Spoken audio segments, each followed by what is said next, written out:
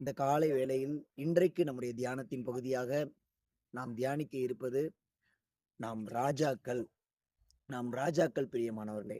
நமக்கு ஒரு ஆளுகை இருக்கிறது. ஆண்டவர் நமக்கு ஒரு ஆளுகையை கொடுத்திருக்கிறார். நமக்கு ஒரு அதிகாரத்தை கொடுத்திருக்கிறார். நமக்கு ஒரு யுத்தம் இருக்கிறது. நமக்கு ஒரு சிங்காசனம் இருக்கிறது. 4 காரியத்தை நாம் தியானிக்க போகிறோம்.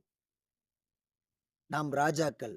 நமக்கு ஒரு ஆளுகை இருக்கிறது. ஆண்டவர் நமக்கு ஒரு ஆளுகையை கொடுத்திருக்கிறார்.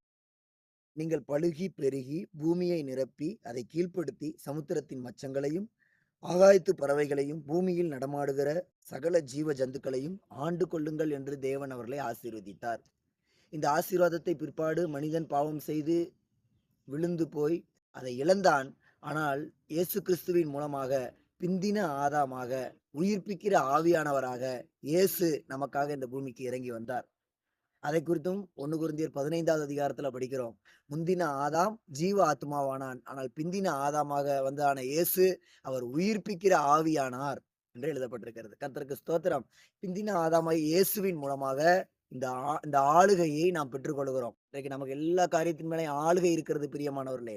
உங்களுடைய மனதுல, உங்களுடைய எண்ணங்கள்ல, உங்களுடைய யோசனைகள்ல, உங்களுடைய செயல்கள்ல எல்லாவற்றிலும் ஆண்டவர் உங்களுக்கு ஒரு ஆளுகையை கொடுத்திருக்கிறார். நீங்கள் ராஜாக்கள். இயேசுவின் இரத்தத்தினால் கழுவப்பட்ட ராஜாவுக்கு ஒரு ஆளுகை உண்டு. கர்த்தருக்கு ஸ்தோத்திரம். 2வது இந்த ராஜாவுக்கு ஒரு அதிகாரம் இருக்கிறது. ஆமென்.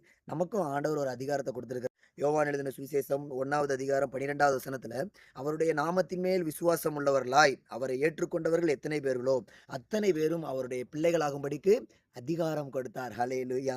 ஆமென். அதிகாரம் கொடுத்தார். இயேசப்பாவுடைய நாமத்தை நீங்க விசுவாசிக்கிறீங்களா? ஆமென். நீங்கள் இயேசுவின் இரத்தத்தினால் கழுவப்பட்ட ராஜாக்கள். ஹல்லேலூயா. உங்களுடைய பாவங்கள் எல்லாம் ஆண்டவர் கழுவி இருக்கிறார். என்னுடைய பாவங்கள் எல்லாம் இயேசுவின் இரத்தத்தினால கழுவப்பட்டிருக்கிறது என்று சொல்லி அது இயேசப்பாவுடைய பிள்ளையாக நீங்கள் அதிகாரம் பெற்றவர்கள். அதிகாரம் பெற்றவர்கள்.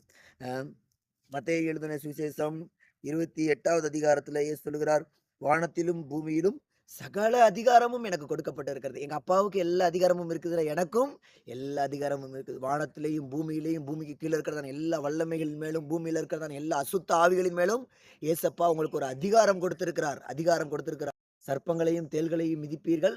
சத்துருவின் சகல வல்லமையை மேற்கொள்ள நான் உங்களுக்கு அதிகாரம் கொடுக்கிறேன். ஹல்லேலூயா. ஆண்டவர் நமக்கு ஒரு அதிகாரம் கொடுத்திருக்கிறார் பிரியமானவர்களே. ஆமென். இந்த நாள் முழுதும் இந்த தியானத்தோடு ஜீவிக்க ஆண்டவர் நமக்கு உதவி செய்வாராக. நீங்கள் இயேசுவின் இரத்தத்தினால கழுவப்பட்டிருக்கிறீங்களா? கழுவப்படல அப்படின்னா இப்பொழுதே உங்களுடைய வாயினால் அறிக்கையிடுங்கள். ஆமென். இப்பொழுதே ஒரு ரட்சிப்பு உண்டாகும். இயேசுவின் இரத்தத்தினால் உங்களுடைய பாவங்கள் எல்லாம் இயேசப்பா கழுவிடுவார். ஹல்லேலூயா. ஆமென். கழுவி உங்களையும் அவர் ராஜாவாய் ஆக்க சித்தமுள்ளவராக இருக்கிறார். ஆண்டவர் ரெடியா இருக்கிறார். நீங்க ரெடியா இருக்கிறீங்களா? Praise the Lord.